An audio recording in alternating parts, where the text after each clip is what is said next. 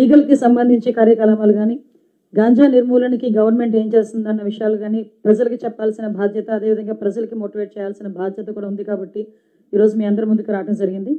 ఈరోజు పర్టికులర్గా చెప్పాలంటే ఒక గాంజా మహమ్మారి నుంచి రాష్ట్రాన్ని రక్షించడానికి గౌరవ ముఖ్యమంత్రి గారు నారా చంద్రబాబు నాయుడు గారు లిటరల్లీ చెప్పాలంటే ఒక యజ్ఞమే చేస్తున్నారు.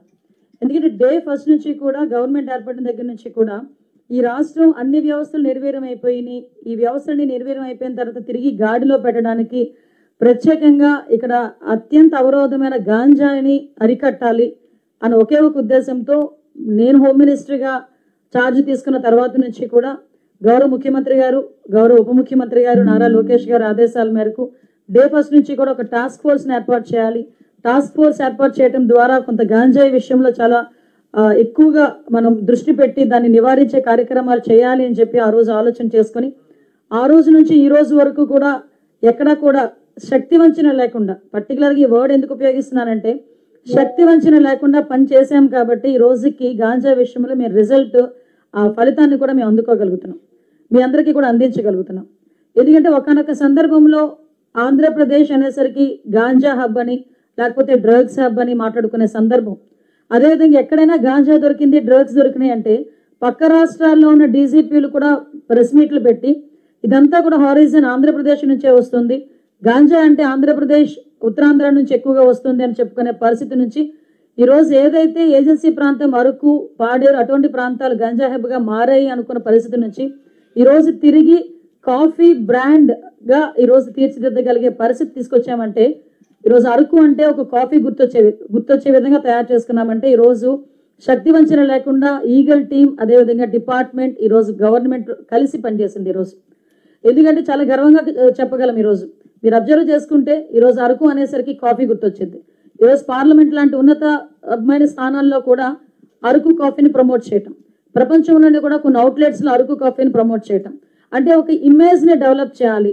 అరకు, పాడేరు ఏజెన్సీ అనేసరికి గాంజా తోటలు పెంచుతారు అనుకున్న దృక్పథం నుంచి ఈరోజు కాఫీ తోటలు మంచి కాఫీ ఉంటుంది, మంచి అరోమా కలిగే కాఫీ మనకి లభిస్తుంది అన్న పొజిషన్కి ఈరోజు మేము తీసుకురాగలిగామంటే ఇది మేమైతే ఒక మంచి ప్రతిఫలం మాకు అందింది అని మేము చెప్పగలం. ఈరోజు మీ అందరికీ తెలుసు ఈగల్ ఏ పొజిషన్లో మేము ఈరోజు టాస్క్ ఫోర్స్ని ఏర్పాటు చేసుకున్నాము.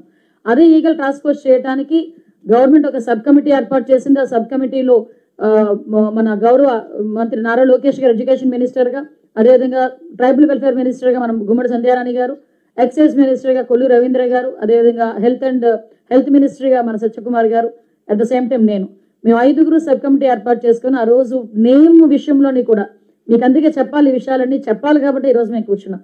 ఈగల్ అనే నేమ్ ఏర్పాటు చేయడంలో కూడా ప్రముఖంగా ఆ పాత్ర తీసుకున్నది కూడా గౌరవ ముఖ్యమంత్రి గారు. మేము 4-5 నేమ్స్ ఇస్తే ఆయనకి ఆ 4-5 నేమ్స్ కూడా నేత్ర అని చాలా నేమ్స్ పంపిస్తే ఇలా కాదు ఈగల్ అన్నారు. ఈగల్ అని చెప్పి ఆయన రౌండప్ చేసి ఈగల్ అంటే డాగ కన్ను అంటే మనం గాంజా మీద డాగ కన్ను పెడుతున్నాం. డాగకి ఎంత దూరంలో ఉన్నా కూడా ఎగురుతున్నా కూడా దానికి పాయింట్ ఏదైతే ఉందో టార్గెట్ పాయింట్ చాలా క్లియర్గా కనిపిస్తుంది.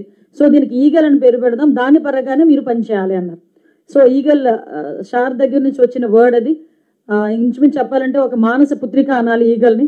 ఈరోజు ఆ ఈగల్ మనం స్థాపించిన దగ్గర నుంచి కూడా రవికృష్ణ గారిని మంచి ఎఫిషియెంట్ ఆఫీసర్ని కూడా దానికి డీజీ కింద ఏర్పాటు చేసుకొని మనం డిఐజీ కింద ఏర్పాటు చేసుకొని అక్కడి నుంచి కూడా మనం అందరం కూడా వర్క్స్ అనేవి స్ప్రెడ్ చేసుకోవడం జరిగింది.